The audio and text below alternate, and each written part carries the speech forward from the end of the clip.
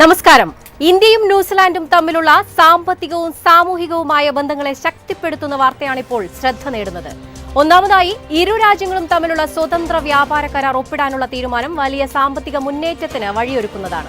Christopher ലെക്സൺ പ്രഖ്യാപിച്ച ഈ കരാർ വ്യാപാരവും നിക്ഷേപവും വർദ്ധിപ്പിക്കുന്നതോടൊപ്പം ഇന്ത്യൻ പ്രൊഫഷണലുകൾക്ക് കൂടുതൽ തൊഴിലവസരങ്ങളും തുറക്കും. ഇതിനു പുറമെ കേരളത്തിൽ അതിശക്തമായ ചൂട് വർദ്ധിച്ചതിനെ തുടർന്ന് മുഖ്യമന്ത്രി പിണറായി വിജയൻ ജനങ്ങൾക്ക് ജാഗ്രതാ നിർദ്ദേശങ്ങൾ നൽകിയിട്ടുണ്ട്. താപനില 40 ഡിഗ്രി സെൽഷ്യസ് കവിഞ്ഞ സാഹചര്യത്തിൽ ആരോഗ്യ സംരക്ഷണം മുൻനിർത്തി പകൽ സമയങ്ങളിൽ സെൽഫ് ലോക്ക്ഡൌൺ പാലിക്കണമെന്ന് നിർദ്ദേശിച്ചിരിക്കുന്നത് ജനങ്ങളുടെ സുരക്ഷ ഉറപ്പാക്കാനാണ്. ഈ രണ്ട് സംഭവങ്ങളും ഒരു വശത്ത് സാമ്പത്തികവും വളർച്ചയെയും മറുവശത്ത് ജനങ്ങളുടെ ആരോഗ്യ സുരക്ഷയെയും അടയാളപ്പെടുത്തുന്നവയാണ്. എന്തായാലും ഈ മണിക്കൂറിലെ ഏറ്റവും പ്രധാനപ്പെട്ട വാർത്തകൾ നോക്കാം. ഒരു മണി വാർത്തയിലേക്ക് എല്ലാ പ്രേക്ഷകർക്കും സ്വാഗതം.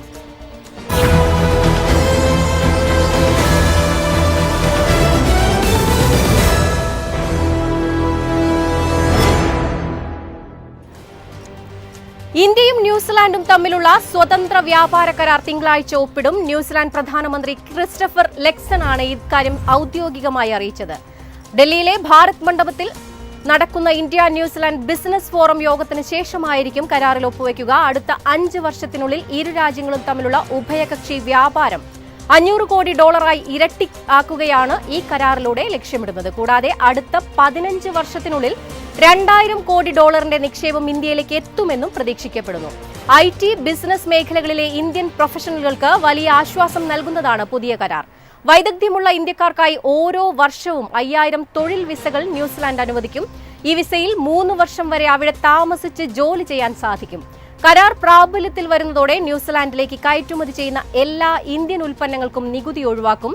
തിരിച്ച് ന്യൂസിലാൻഡിൽ നിന്നുള്ള 95% ഉൽപ്പന്നങ്ങൾക്കും ഇന്ത്യ നികുതി ഇളവ് നൽകുകയും ചെയ്യും.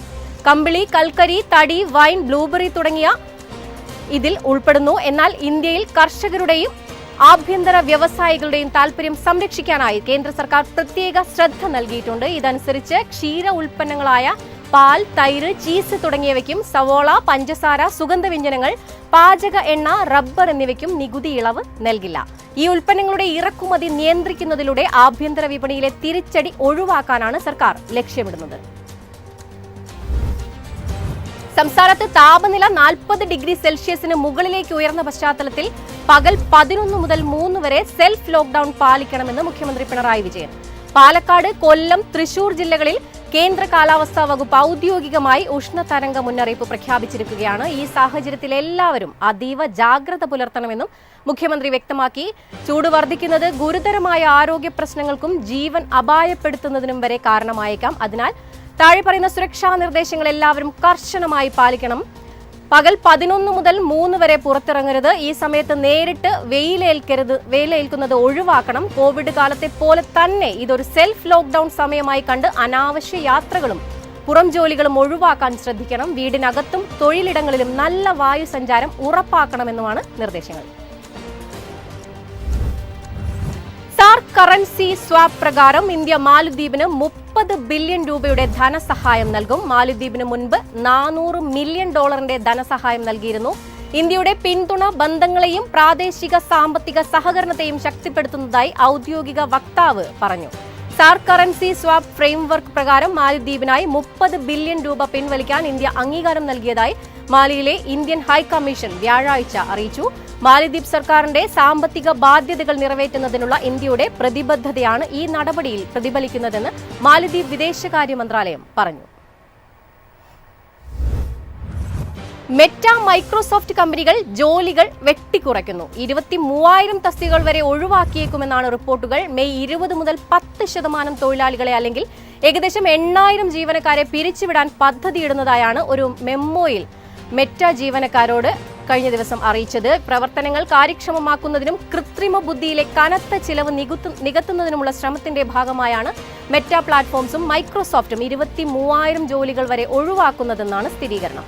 കഴിഞ്ഞ ദിവസം ആയിരക്കണക്കിന് US ജീവനക്കാർക്ക് സ്വമേധയാ പിരിഞ്ഞുപോകാൻ അനുവാദം നൽകിക്കൊണ്ട് മൈക്രോസോഫ്റ്റ് സ്വന്തം മെമ്മോ പുറത്തിറക്കിയിരുന്നു. US തൊഴിലാളികളിൽ ഏകദേശം 7% പേർക്ക് ഇതിന് അർഹതയുണ്ടാകുമെന്ന് കമ്പനി അറിയിച്ചു. 2025 ജൂൺ വരെ മൈക്രോസോഫ്റ്റിന് US-ൽ 1,25,000 ജീവനക്കാരായിരുന്നു ഉണ്ടായത്.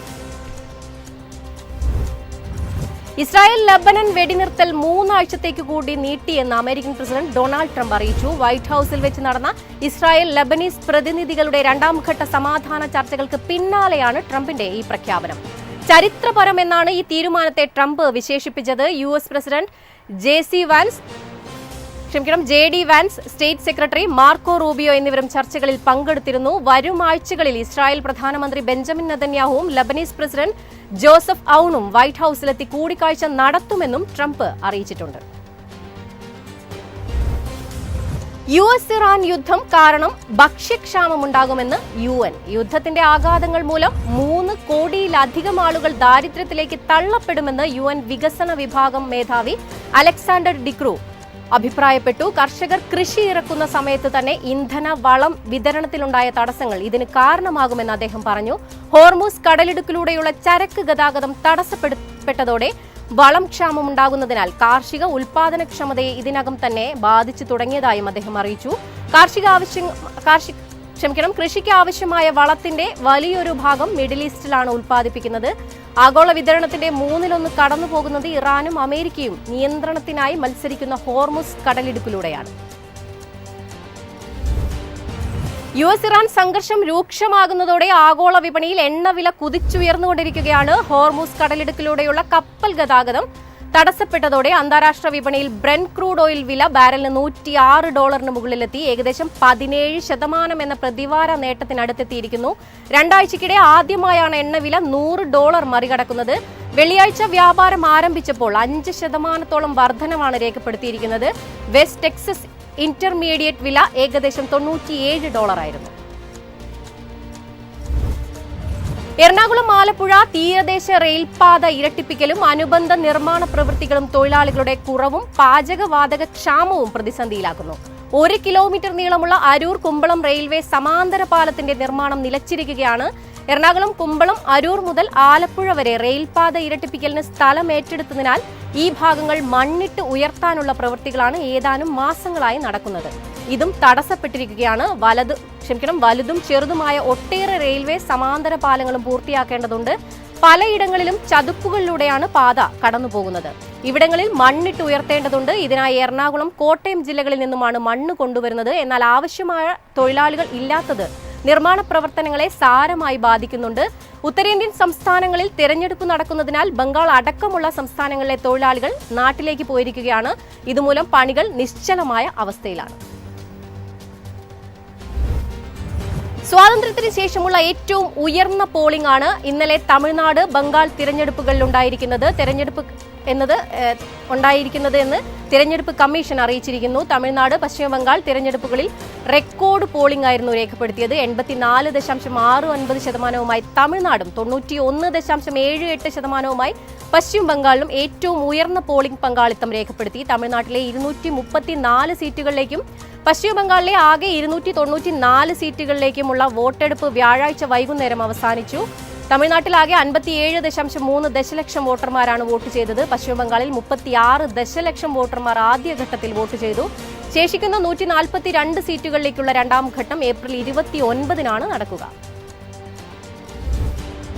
സംസ്ഥാനത്ത് ഇന്നും സ്വർണ്ണവിലയിൽ ഇടിവ് തുടരുകയാണ്. ഗ്രാമിന് 130 രൂപ കുറഞ്ഞ് 14,020 രൂപയിലെത്തിയിരിക്കുന്നു. പവന് 1,040 രൂപ കുറഞ്ഞ് 1,12,160 രൂപയായി.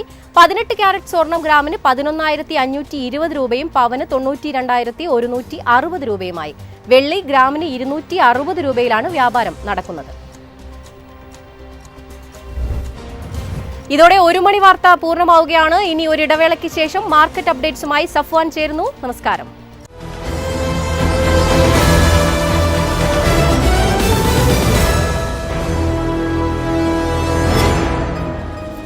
എളുപ്പത്തിൽ സമ്പാദ്യം വളർത്താം. ഇന്ന് തന്നെ മൈഫിൻ TV ആപ്പ് ഡൗൺലോഡ് ചെയ്യൂ.